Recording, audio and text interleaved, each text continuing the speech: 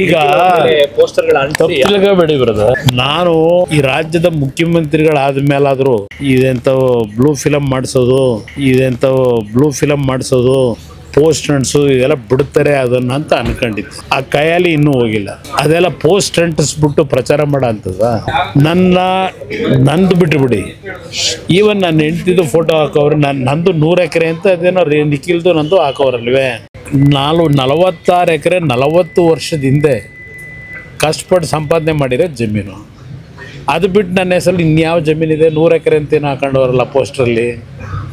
ಇನ್ನು ನೀತಾ ಮೇಡಮ್ ಅವ್ರದ್ದು 36-37 ಎಕರೆ ತಗೊಂಡವ್ರೆ. ಖರೀದಿ ಮಾಡಿರೋ ಜಮೀನ ಯಾವನೋ ಪೋಸ್ಟ್ ಹಾಕೊಂಡು ಅವ್ರ ಹೆಸರಿನಲ್ಲಿ ಹಾಕ್ಬಿಟ್ಟು ನನಗೆ ಜಮೀನು ಕೊಡಿದ್ರೆ ಬೆನಗಾನಹಳ್ಳಿಯಲ್ಲಿ ಸತ್ತೋದ ರೆಬ್ಬೆಟ್ ತೋರಿಸಿ ಜಮೀನು ತಗೊಂಡಂತ ವ್ಯಕ್ತಿ ಈ ಪೋಸ್ಟ್ ಈಗ ಅವ್ರ ಬೆಂಬಲಿಗೆ ಹೇಳಿ ಹಾಕ್ಸ್ಕೊಂಡು ಇದರಲ್ಲಿ ಪ್ರಚಾರ ಮಾಡ್ತೀನಿ ಅಂದ್ರೆ ಜನ ನಮ್ಮ ಮುಖ್ಯಮಂತ್ರಿ ಆದಾಗಲಾದ್ರೂ ಒಂದು ಸ್ಟ್ಯಾಂಡರ್ಡ್ ಬೇಡವಾ? ಒಂದು ಸ್ಟ್ಯಾಂಡರ್ಡ್ ಇಲ್ಲದೆ ಈ ರೀತಿಯ ನಡವಳಿಕೆ ಇವತ್ತು ಈ ರಾಜ್ಯ ಯಾವ ಪರಿಸ್ಥಿತಿ ಹೋಗುತ್ತೆ ಅನ್ನೋದನ್ನ ಯೋಚನೆ ಮಾಡಬೇಕು. ಕುಟುಂಬದವ್ರನ್ನ ಫೋಟೋ ಎಲ್ಲ ಹಾಕಿ ಇದು ವಿಕೃತ ಮನಸ್ಸು, ಅದು ಅಷ್ಟೇ ವಿಕೃತ ಮನಸ್ಸು. ಅದು ಹೇಳದ್ನಲ್ಲ, ಇದು ಮೊದಲಿಂದಲೂ ಬಂದಿರೋದು ಇದರಲ್ಲೇ. ಈ ಕೈಯಲ್ಲಿ ಬಂದಂಥ ವ್ಯಕ್ತಿ ಈಗಲೂ ಇದನ್ನೇ ಮುಖ್ಯಮಂತ್ರಿ ಆದ್ಮೇಲಾದ್ರು ಆ ಮುಖ್ಯಮಂತ್ರಿಯ ಕುರ್ಚಿಗಾದ್ರೂ ಗೌರವ ಬೇಡವಾ? ಈ ರೀತಿ ಪೋಸ್ಟ್ಗಳು ಹಾಕೊಂಡು ಇವತ್ತು ಪ್ರಚಾರ ಮಾಡ್ಕೊಂಡು ಅಪ್ರಚಾರ ಮಾಡ್ಕೊಂಡು ಅಶೋಕ್ ಅವ್ರ ಮೇಲೆ, ಅಲ್ಲಿಂದ ವಿಜೇಂದ್ರ ಮೇಲೆ, ಅಲ್ಲಿಂದ ನಾರಾಯಣ ಸ್ವಾಮಿ ಮೇಲೆ ತಪ್ಪು ಮಾಡಿದರೆ ಮುಖ್ಯಮಂತ್ರಿ ಆ್ಯಕ್ಷನ್ ತಗೊಳ್ಳೋಕೆ ಹೇಳಿ ಅಧಿಕಾರಿಗಳಿಗೆ. ಪೋಸ್ಟ್ನಲ್ಲಿ ಸುಮ್ಮನೆ ಹಾಕೊಂಡು ಪಾಪ ಇಲ್ಲಿವರೆಗೆ ಕಾಂಗ್ರೆಸ್ನ ಮಂತ್ರಿಗಳು ಶಾಸಕರದೇ ನಡೆದೋಯ್ತು, ವಿಧಾನಸಭೆ ಕಲಾಪದಲ್ಲಿ ನಡೆದೋಯ್ತು, ಮತ್ತು ಅವ್ರನ್ನ ಬಾಯ ಮುಚ್ಚಿಸಿದ್ರು. ಸದ್ಯ ಹೇಳ್ತೀವಿ ಅಂತೇಳಿ ಬಾಯ ತೆಗಿಲಿಲ್ಲ ಅವರು. ಆ ರೀತಿ ಈ ರಾಜ್ಯದಲ್ಲಿ ಏನು ನಡೀತಾ ಇದೆ, ಬಹುಶಃ ಇನ್ನು ಮುಂದಕ್ಕಾದ್ರೂ ನಿಲ್ತದೇನೋ ಅನ್ಕೊಂಡಿದ್ದು. ಇದರಿಂದ ಎದುರುತ್ತೀರಾ ಸರ್ ಕುಮಾರಸ್ವಾಮಿ ಫ್ಯಾಮಿಲಿ ಅವ್ರ ಫೋಟೋ? ನಾನು ಯಾವುದೇ ಕಾರಣಕ್ಕೆ ನಂದು ತೆರೆದ ಪುಸ್ತಕ. ಎಲ್ಲ ವಿಷಯಗಳು ನನ್ನ ಕಾರ್ಯಕರ್ತರಿಗೂ ಗೊತ್ತು, ಜನತೆಗೂ ಗೊತ್ತಿದೆ. ಅದರಿಂದ ನಾನು ಇದಕ್ಕೆಲ್ಲ ಇಂಥ ಬೆದರಿಕೆಗೆ ಹೆದರ್ತಕ್ಕಂಥ ಪ್ರಶ್ನೆ ಇಲ್ಲ, ಈ ಪೋಸ್ಟ್ಗಳಿಗೆ ಹೆದರ್ತಕ್ಕಂಥ ಪ್ರಶ್ನೆ ಇಲ್ಲ. ಜನಗಳ ಮುಂದೆ ನಮ್ಮ ಪಕ್ಷದ ಹೋರಾಟ ಏನಿದೆ ಜನಗಳಿಗೋಸ್ಕರ, ರೈತರಿಗೋಸ್ಕರವಾಗಿ ನನ್ನ ಹೆಸರನ್ನ ಹೇಳ್ತಾರೆ ಪದೇ ಪದೇ. ಹೌದಪ್ಪ, ನನ್ನ ಕಾಲದಲ್ಲಿ ಇದು ಮಾಡಬೇಕು ಅಂತ ಹೊರಟಿದ್ದು ನಿಜ.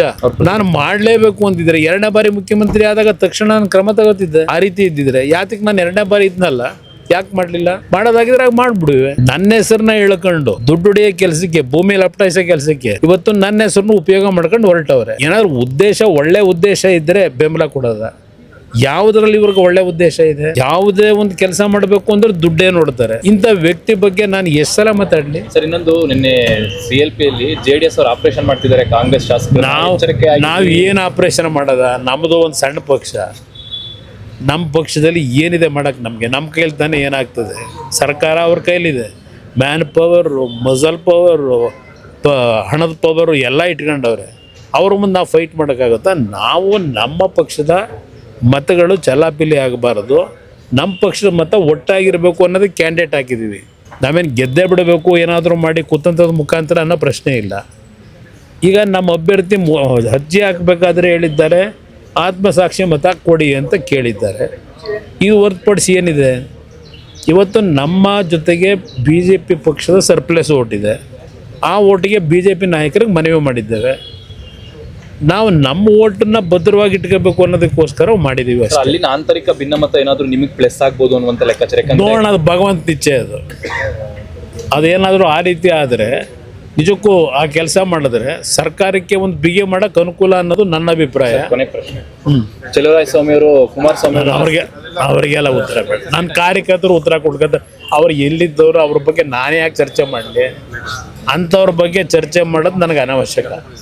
ಅವ್ರ ಪಾಪ ಯಾವ ಚೇರ್ಗೀರು ಉಳಿಸ್ಕೊಳ್ಳೋಕೆ ಓಡಾಡ್ತಾರೆ, ಅದಕ್ಕೆ ನಾನೇ ಯಾಕೆ ಉತ್ತರ ಕೊಡ್ತೀನಿ? ಏನೇನೋ ಮಾತನಾಡ್ತಾರೆ. Sir, thank you. Media 9 Kannada ನಿರ್ಭೀತಿಯಿಂದ ನಿಮ್ಮ ಜೊತೆಗಾರ.